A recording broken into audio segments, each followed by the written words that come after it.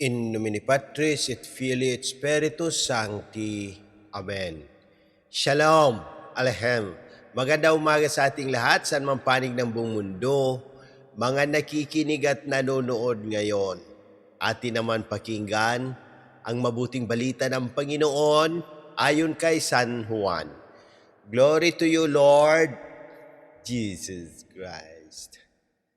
Noong panahong iyon, sinabi ni Jesus sa kanyang mga alagad, kung paanong iniibig ako ng Ama, gayon din naman iniibig ko kayo. Manatili kayo sa aking pag-ibig. Kung tinutupad ninyo ang aking mga utos, manatili kayo sa aking pag-ibig.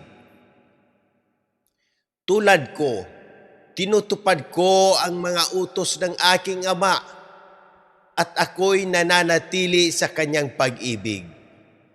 Sinasabi ko sa inyo ang mga bagay na ito upang makahati kayo sa kagalakan ko at malubos ang inyong kagalakan. Ang mabuting balita ng Panginoon. Praise to you, Lord Jesus Christ. Pagnilayan natin bilang mga Romano Katoliko, ngayong Thursday of the 5th week of Easter, sa mabuting balita ngayon, malinaw ang paanyaya ni Jesus. Manatili kayo sa aking pag-ibig. Hindi ito simpleng emosyon. Ito ay isang desisyon at pamumuhay. Sabi niya, kung tinutupad natin ang kanyang mga utos, doon tayo nananatili sa kanyang pag-ibig.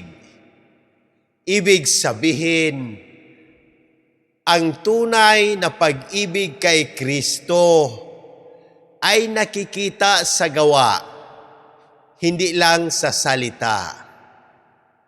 Sa unang pagbasa sa mga gawa, makikita natin ang unang simbahan na nahaharap sa mga pagsubok at debate.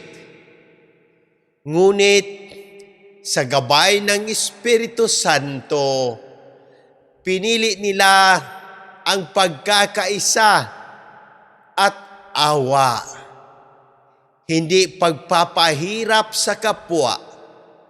Dito natin makikita na ang pag-ibig ni Kristo ay hindi pang mapanghusga, kundi mapagpalaya at nagbubuklod. Ano ang ibig sabihin ng manatili sa pag-ibig ni Kristo ngayon? Sa panahon ngayon na puno ng tukso, galit at pagkakawatak-watak, ang pananatili sa pag-ibig ni Kristo ay nangangahulugan ng pagsunod sa kanyang utos. Kahit mahirap magpatawad, kababaang loob, katapatan, panatili sa sakramento, lalo na sa banal na misa at kumpisal.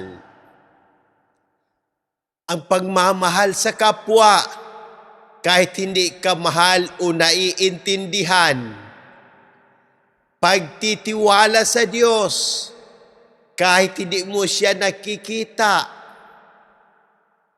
Mga konkretong halimbawa, kapag may nakaaway ka, ikaw ang unang magpakumbaba at magpatawad. Kahit busy, inuuna mo ang Diyos sa linggo ng misa. Sa gitna ng problema, hindi ka nawawala ng pag-asa dahil naniniwala kang may plano ang Diyos. bilang extraordinary minister of Holy Communion, ulingkod, tapat kang naglilingkod kahit walang nakakakita. Patutuon ng mga church fathers, si San Ignacio ng Antioquia, pinili ang mamatay bilang martir kaysa talikuran si Kristo. Ipinakita niya na ang tunay na pag-ibig ay handang magsakripisyo. Si San Agustin, mula sa makasalanang buhay, nagbalik loob at sinabi, "Our hearts are restless until they rest in you, O Lord." Si San Justino Martir, ipinangaral ang katotohanan kahit inuusig dahil naniniwala siya kahit hindi niya makita si Kristo ng pisikal.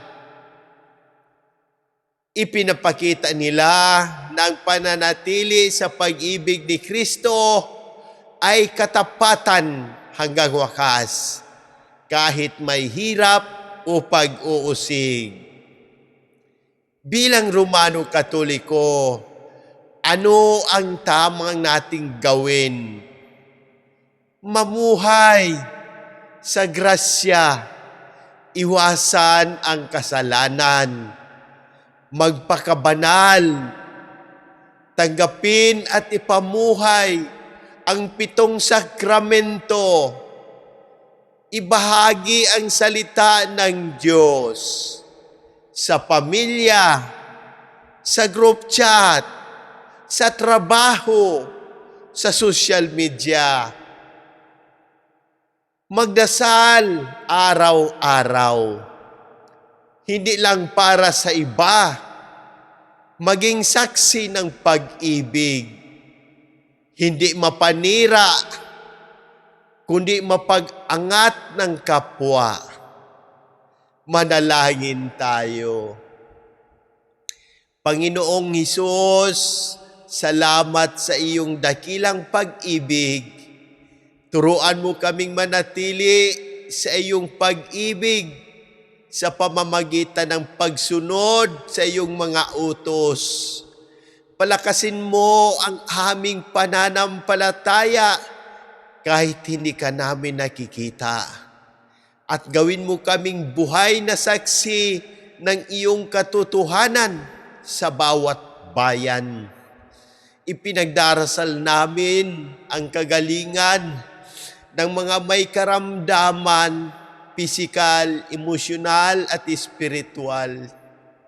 Ihipo mo sila ng iyong pagaling na kamay, lalo na sila Monsignor Ismael, Padre Arnel, Padre Ayan, Padre Lorenzo Boots, Padre Cesar, Padre Boy, Raul, Jonah, Adela, Fatima, Raymond Lawrence, Faith, Rino, Rochelle, Irene, at ang buong pamilya namin.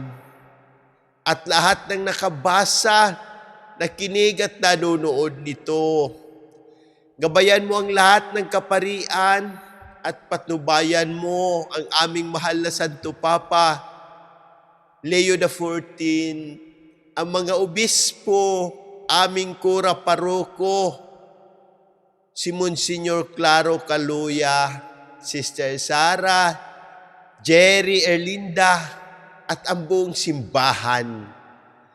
Pagpalain mo ang gobyerno ng Pilipinas, ang aming Presidente Ferdinand Marcos Jr., upang mamuno ng may katotohanan at katarungan.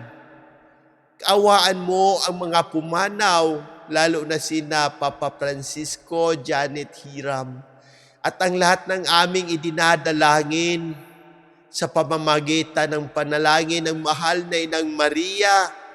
Iligtas mo kami sa lahat ng unos at kalamidad. at patuloy mo kaming akayin sa iyong pag-ibig at kapayapaan. Amen. In nomine Patris et Filii et Spiritus Sancti. Amen. God bless!